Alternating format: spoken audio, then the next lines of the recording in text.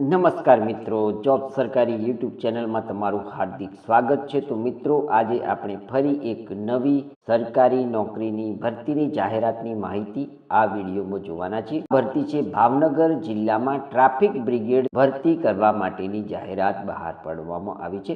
આ જાહેરાતમાં અરજી કરવા માટેની શૈક્ષણિક લાયકાત, પગાર ધોરણ વગેરે માહિતી આપણે અહીં જોવાના છીએ। તો ચાલો આપણે આ ભરતી બાબતેની સંપૂર્ણ માહિતી આ વિડીયોમાં જોઈએ। તો મિત્રો, આ એક પ્રેસ નોટ છે। ભાવનગર જિલ્લામાં ટ્રાફિક બ્રિગેડની ભરતી ભાવનગર જિલ્લાના ભાવનગર મહાનગરપાલિકા તથા મહુવા, પાલીતાણા, વલ્લભીપુર, સિહોર, ગારિયાધાર નગરપાલિકા વિસ્તારમાં નીચેની વિગતે ટ્રાફિકના સંચાલન અને નિયમન કરવા પોલીસને મદદરૂપ થાય તે માટે Shri Bhavnagar traffic education trust દ્વારા માનદ વેતનથી કરાર આધારિત ટ્રાફિક બ્રિગેડ સ્વયંસેવકની ભરતી કરવા તેમજ વેઇટિંગ લિસ્ટમાં રાખવા માટે ભાવનગર મહાનગરપાલિકા તથા મહુવા, પાલીતાણા, વલ્લભીપુર, સિહોર, ગારિયાધાર નગરપાલિકા વિસ્તારના લાયકાત ધરાવતા ઉમેદવારોની અરજીઓ મંગાવવામાં આવે છે। મિત્રો, અહીં શહેર અથવા તો તાલુકા સ્થળનું નામ આપણને આપવામાં આવ્યું છે। તો ક્રમ નંબર 1 પર છે ભાવનગર મહાનગરપાલિકા વિસ્તાર,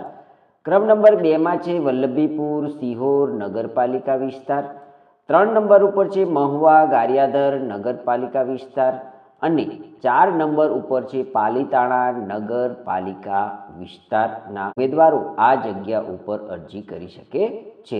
ઉમેદવારોની પસંદગીની લાયકાત અહીં આપણને આપવામાં આવી છે તે જોઈએ તો લઘુત્તમ શૈક્ષણિક લાયકાત ધોરણ 10 પાસ કે તેથી વધુ લાયકાત ધરાવતા ઉમેદવારો આ જગ્યા ઉપર અરજી કરી શકે છે।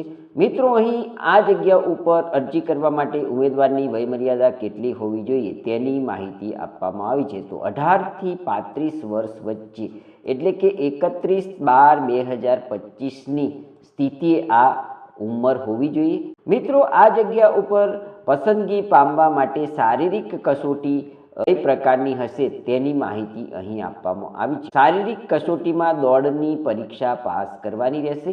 પુરુષ ઉમેદવારોએ 1000 મીટર દોડ 7 મિનિટમાં તથા મહિલા ઉમેદવારોએ 500 મીટર દોડ 4 મિનિટમાં પૂર્ણ કરવાની રહેશે।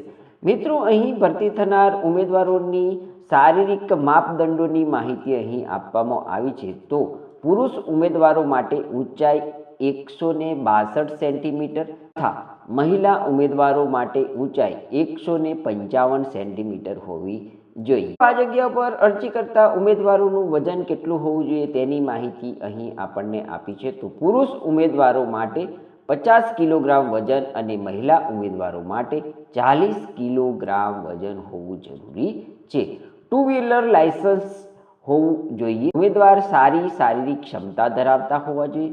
ઉમેદવારે શારીરિક ચાલચલગતનું પ્રમાણપત્ર જે તે પોલીસ સ્ટેશન વિસ્તારથી મેળવી અરજી સાથે જોડવાનું રહેશે। અગાઉ ટ્રાફિક સેવક, હોમગાર્ડ, જીઆરડી, એસઆરડીમાં ફરજ બજાવી ચૂકેલા વ્યક્તિએ અરજી કરવી નહીં। અહીં ભરતી થવા માટેની જે પરીક્ષા લેવામાં આવશે તેમાં ઇન્ટરવ્યુમાં શું પ્રશ્નો પૂછવામાં આવશે તેની નોંધ અહીં આપવામાં આવી છે। તો ટ્રાફિક તથા સામાન્ય જ્ઞાનને લગતું ઇન્ટરવ્યુ અહીં લેવામાં આવશે। અહીં એક નોંધ આપવામાં આવી છે કે પસંદગી શારીરિક દોડમાં પાસ થયા બાદ જ ઇન્ટરવ્યુના મેરિટના આધારે કરવામાં આવશે। તો મિત્રો, અહીં પસંદગી કઈ રીતના કરવામાં આવશે તેની તમને માહિતી આપવામાં આવી છે। તો શારીરિક કસોટીમાં તો તમારે કમ્પલસરી પાસ થવાનું જ રહેશે। ત્યારબાદ તમારું જે ઇન્ટરવ્યુ થશે તેના માર્ક્સના આધારે અહીં મેરિટ બનાવવામાં આવશે અને ઉમેદવારોની પસંદગી કરવામાં આવશે। અહીં મિત્રો, આપણને ભરતી સ્થળનું સરનામું એટલે કે ભરતી કઈ જગ્યાએ થશે તે સ્થળનું સરનામું આપવામાં આવ્યું છે તે જોઈએ તો પોલીસ અધિક્ષક શ્રીની કચેરી ભાવનગર ખાતે આ ભરતી થશે। પસંદગી દરમિયાન વિશેષ લાયકાતને અગ્રિમતા આપવામાં આવશે। તો મિત્રો, અહીં આપવામાં આવેલી વધારાની જો તમે લાયકાત ધરાવતા હોય તો તમને અગ્રિમતા આપવામાં આવશે।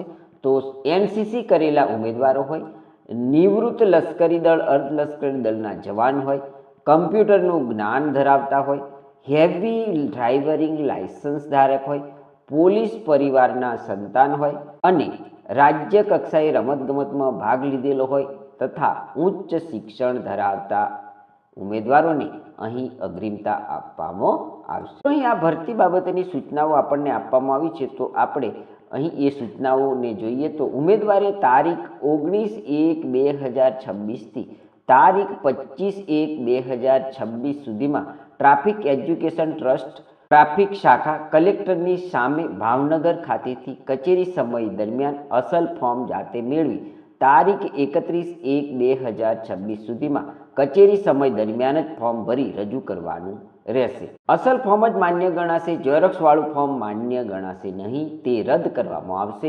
ઉમેદવારો સ્થાનિક મહાનગરપાલિકા નગરપાલિકાના જ વતની હોવા જોઈએ અથવા 8 કિમી વિસ્તારની ત્રિજ્યામાં ઉમેદવારો રહેઠાણના પુરાવા તરીકે રેશન કાર્ડ, ચૂંટણી કાર્ડ, આધાર કાર્ડ, લાઇટ બિલ, વેરા બિલ પૈકી કોઈ પણ 2 આધાર પુરાવા તરીકે અસલ તથા તેની નકલ 2 ફરજિયાત જોડવાની રહેશે. શૈક્ષણિક પુરાવા તરીકે SSC કે તેનાથી ઉચ્ચ અભ્યાસ પાસ કર્યા સુધીની તમામ માર્કશીટ અસલ તથા તેની નકલ એક સાથે લાવવાની રહેશે. જન્મ તારીખના પુરાવા તરીકે સ્કૂલ લિવિંગ સર્ટિફિકેટ અસલ તથા તેની નકલ એક સાથે લાવવાની રહેશે.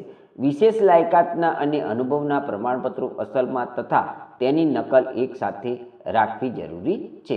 પાસપોર્ટ સાઇઝના તાજેતરના 2 ફોટા સાથે લાવવાના રહેશે.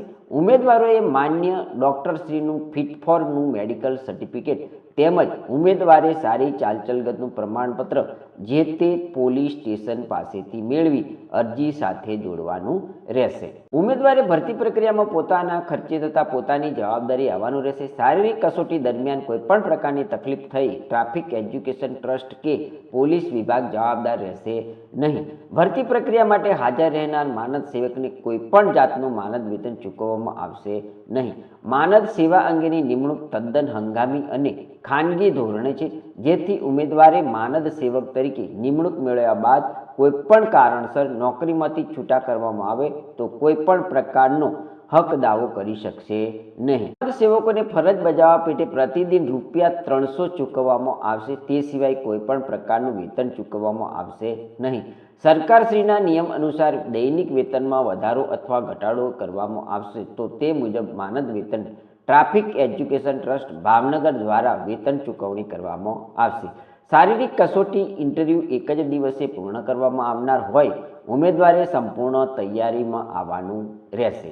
ભરતી પ્રક્રિયાના દિવસે સવારે 6 થી 8:30 સુધીમાં ભરતીના સ્થળે પ્રવેશ મેળવવાનો રહેશે. ઉમેદવારે નિમણૂક પામ્યા બાદ પોલીસ મહાનિર્દેશક અને મુખ્ય પોલીસ અધિકારી શ્રી ગુજરાત રાજ્ય ગાંધીનગરનાઓના વખતોવખતના આદેશ પરિપત્રો બંધન કરતા રહેશે.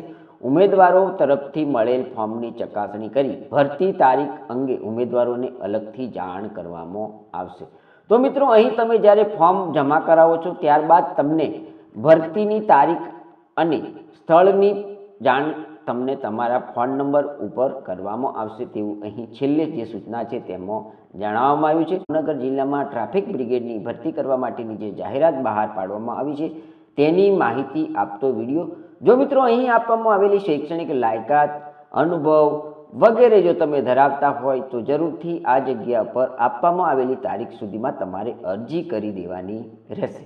આ જાહેરાત બાબતની માહિતી આપતો વિડીયો જો પસંદ આવ્યો હોય તો અમારી YouTube ચેનલ જોબ સરકારીને જરૂરથી સબસ્ક્રાઇબ કરો, વિડીયોને લાઇક કરો અને તમારા મિત્રોને પણ આ વિડીયો શેર કરો. ધન્યવાદ, આભાર.